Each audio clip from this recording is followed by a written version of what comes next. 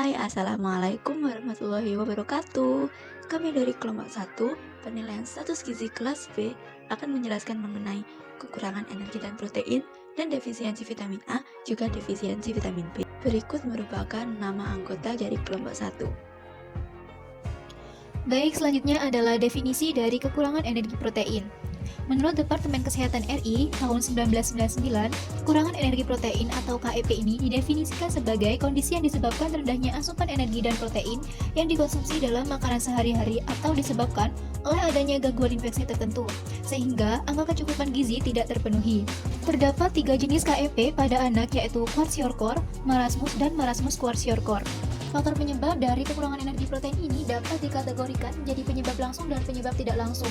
Adapun faktor penyebab langsung yaitu konsumsi atau asupan makanan dan penyakit infeksi. Anak yang mendapatkan asupan makanan yang kurang, baik jumlah maupun mutunya, dapat menyebabkan daya tahan tubuh melemah. Selain itu, anak yang mendapatkan makanan cukup namun sering mengalami infeksi juga dapat menyebabkan anak tersebut kekurangan gizi. Penyakit infeksi yang dapat menyebabkan terjadinya KEP antara lain cacar air, batuk rejang, TBC, malaria, diare, dan cacing. Penyakit infeksi berkaitan dengan adanya hambatan absorpsi dan hambatan utilisasi zat-zat yang dapat menurunkan daya tahan tubuh. Pencegahan KEP dapat dilakukan dengan cara, yang pertama, memberi asupan ASI eksklusif pada anak umur 0-6 bulan, yang kedua, memberi asupan makanan pada anak mulai umur 6 bulan ke atas dengan makanan yang bervariasi dan mengandung gizi seimbang seperti karbohidrat, protein, lemak, vitamin, dan mineral. Yang ketiga, rajin mengikuti program Posyandu agar berat badan dan tinggi badan anak terpantau setiap bulannya. Dan yang terakhir, memberikan informasi kepada orang tua mengenai cara mencegah dan menanggulangi gizi buruk terutama KEP. Cara penentuan dan indikator klinis sign pada KEP yang pertama, tanda pada rambut yaitu kurang bercahaya, rambut kusam dan kering, rambut tipis dan jarang, rambut mudah patah, kurangnya pigmen pada rambut, rambut berkilat dan terang pada ujung, rambut mengalami perubahan warna menjadi coklat gelap atau terang, pirang, dan kelabu. Tanda pada wajah yaitu terjadi penurunan pigmentasi yang tersebar berlebih apabila disertai anemia, wajah seperti bulan atau moon face, wajah menonjol keluar, dan terdapat lipatan nasolabial. Tanda pada mata yaitu selaput mata pucat, keadaan permukaan halus atau lembut dari keseluruhan bagian tebal atau keseluruhan kornea, pengeringan selaput mata, bintik bilot, dan pengeringan kornea. Tanda pada bibir yaitu angular stomatitis, jaringan parut angular, dan cheilosis. Tanda pada lidah yaitu edema lidah, lidah mentah, dan atrofi papila. Tanda pada gigi yaitu karies gigi, pengikisan gigi, hipolasia enamel, erosi emel. Tanda pada gusi yaitu bunga karang keunguan atau merah yang membengkak pada papila gigi bagian dalam atau tepi gusi. Tanda pada kulit yaitu kulit mengalami kekeringan tanpa mengandung air, folikular hiperkeratosis, bintik hemorrhagi kecil pada kulit atau membran berlendir yang sulit dilihat pada orang kulit gelap, dermatosis atau spermatitis, berpigmen berlebihan dengan atau tanpa pengelupasan kulit dan sering terasa sangat gatal. Tanda pada kuku yaitu kuku bagian bilateral cacat berbentuk sendok pada kuku orang dewasa atau karena sugestif anemia atau kurang zat besi. Kuku yang sedikit berbentuk sendok dapat ditemukan secara umum hanya pada kuku jempol dan pada masyarakat yang sering berkaki telanjang. Satu cara yang dapat digunakan untuk menentukan terjadinya kekurangan energi protein atau KEP adalah dengan menggunakan penentuan KEP menurut Wellcome Trust, yakni melihat keadaan berat badan seseorang yang dihubungkan dengan keberadaan ada dan tidaknya edema. Edema sendiri adalah suatu kondisi di mana terjadi penumpukan cairan dalam jaringan tubuh seseorang dan pada umumnya sering terjadi pada bagian kaki atau lengan, tetapi juga dapat terjadi di perut dan wajah. Kemudian, marasmus dan kwashiorkor merupakan bentuk kondisi yang diakibatkan dari kekurangan energi protein. Selain yang disebutkan tadi, KEP atau kekurangan energi protein dapat dilihat dari berat badan dengan indeks IMT yang kurang dari 18,5 kg per meter kubik. Penyusutan otot dan lemak tubuh, kulit lebih kering dan pucat, keadaan rambut yang rontok hingga botak, tumbuh kembang yang terlambat, serta rentan terkena penyakit termasuk penyakit infeksi. Vitamin A adalah salah satu dari banyaknya vitamin yang dapat terlarut dalam lemak, yang nantinya akan disimpan dalam hati dan merupakan vitamin esensial atau tidak dapat diproduksi oleh tubuh sehingga diperoleh dari makanan. Kekurangan atau defisiensi vitamin A atau KVA adalah suatu kondisi cadangan vitamin A pada tubuh menurun. KVA dikatakan sebagai masalah kesehatan masyarakat jika prevalensi seroftalmia lebih dari 0,5% dan prevalensi serum retinolnya kurang dari 20 mg per desiliter sebesar lebih dari 15%. Adapun penyebab kekurangan vitamin A adalah sebagai berikut. Pertama, kandungan vitamin A dalam makanan yang dikonsumsi setiap hari tidak mampu mencukupi kebutuhan vitamin A dalam tubuh dalam jangka panjang. Kedua, proses penyerapan makanan dalam tubuh terganggu, disebabkan oleh diare, asupan lemak, seng, dan protein yang rendah, sehingga vitamin A yang ada dalam makanan tidak terserap dengan baik dan terbuang dengan percuma. Ketiga, kekurangan vitamin A juga disebabkan oleh adanya penyakit ISPA, campak, dan gangguan pencernaan pada usus juga dapat menyebabkan kekurangan vitamin A. Dan yang keempat, kekurangan vitamin A pada anak biasanya terjadi pada anak yang menderita KEP atau gizi buruk sebagai akibat asupan gizi yang sangat kurang. Pencegahannya dilakukan dengan cara memberikan ASI eksklusif kepada bayi sampai berumur 6 bulan dan pemberian ASI lanjutan hingga berumur 2 tahun dan juga pemberian MPASI yang berkualitas cukup. Selain itu, mengkonsumsi makanan yang bergizi seimbang dan kaya akan vitamin A seperti pada ikan salmon, daging ayam, hati, tomat, kangkung, wortel, dan lain sebagainya. Selanjutnya yaitu berperilaku hidup bersih dan sehat atau PHBS dalam kehidupan sehari-hari. Selanjutnya yaitu mengkonsumsi kapsul vitamin A sesuai dengan kebutuhan tubuh. Indikator klinis kekurangan vitamin A seperti buta senja. Buta senja ini dikarenakan adanya gangguan pada sel batang retina yang sulit beradaptasi di ruang yang minim cahaya setelah lama berada di tempat yang terang. Kedua, tanda pada kulit yaitu tampak kering dan bersisik seperti ikan, terutama pada tungkai bawah, bagian depan, dan lengan atas bagian belakang. Selanjutnya yaitu selaput lendir mata tampak kurang mengkilat atau terlihat sedikit kering, berkeriput, dan berpigmen dengan permukaan kasar dan kusam. Yang keempat, tanda bercak putih seperti busa sabun pada celah mata sisi luar, sehingga konjungtiva tampak berlipat, menebal, dan berkerut. Kelima, yaitu kornea tampak menjadi putih atau bola mata tampak mengecil.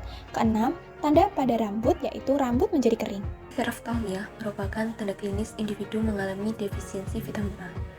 Gejala dapat muncul dari yang ringan hingga berat. Gejala berat jika tidak mendapat penanganan yang tepat berisiko mengalami kebutaan. Gejala ringan seroftalmia meliputi: yang pertama, rabun senja, kondisi individu yang kesulitan untuk melihat saat malam hari atau kondisi yang kurang cahaya. Rabun senja merupakan gejala awal yang muncul pada individu yang mengalami defisiensi vitamin A. Yang kedua, serosis konjungtiva. Serosis konjungtiva terjadi karena kekeringan pada konjungtiva. Hal tersebut ditandai dengan konjungtiva yang kusam dan kering hingga pendapakan konjungtiva yang abnormal. Yang ketiga, bintik pitot. Bintik pitot adalah endapan bintik-bintik putih yang muncul di konjungtiva. Bintik pitot merupakan kumpulan dari desquamasi sel-sel epitel berkeatin yang muncul di konjungtiva. Gejala berat seroftalmia meliputi: yang pertama, serosis kornea. Serosis kornea ditandai dengan kondisi kornea yang kering, berkaput, dan tidak dapat dibasahi. Kornea yang kering disebabkan kerusakan kelenjar di konjungtiva. Yang kedua, ulcerasi kornea atau keratomalsia yang dibagi menjadi dua, yaitu X3A, yaitu ulcerasi kornea yang terjadi pada kurang dari sepertiga permukaan kornea, dan X3B, di mana ulcerasi kornea yang terjadi pada lebih dari sepertiga permukaan kornea. Yang keempat, jaringan parut kornea. Yang kelima, fundus seroftalmia. Perubahan fundus terjadi karena defisiensi vitamin A yang berkepanjangan, sehingga terjadi perubahan fungsional retina dan diikuti perubahan struktural retina. Pemeriksaan fisik seroftalmia. Dokter akan menanyakan riwayat medis dan riwayat diet, serta melakukan pemeriksaan fisik dan tes medis. Dokter akan memeriksa mata dengan cermat untuk mengetahui apakah ada tanda dan gejala yang mengarah ke seroftalmia. Pemeriksaan awal yang akan dokter lakukan adalah bertanya apakah mengalami rabun senja dengan mengajukan pertanyaan mengenai gejala-gejala rabun senja. Jika individu mengalami rabun senja, maka dokter akan memberikan terapi vitamin A. Selain itu, pemeriksaan slit lamp dapat dilakukan untuk menunjukkan atrofi dan kekeringan pada konjungtiva. Seringkali ulkus kornea dikaitkan dengan infeksi bakteri, sehingga untuk memastikan penegakan diagnosis, dokter melakukan tes laboratorium, yaitu konsentrasi retinol plasma. Serum retinol merupakan indikator yang baik untuk penilaian defisiensi vitamin A. Defisiensi vitamin D adalah keadaan tubuh seseorang yang memiliki kadar vitamin D yang sedikit atau kadar vitamin D yang ada di dalam tubuh berada di bawah standar normal. Defisiensi vitamin D jarang disadari oleh penderita karena gejala yang ditimbulkan sulit untuk dikenali. Menurut Kemenkes RI tahun 2022, defisiensi vitamin D berkaitan dengan penurunan pelepasan insulin.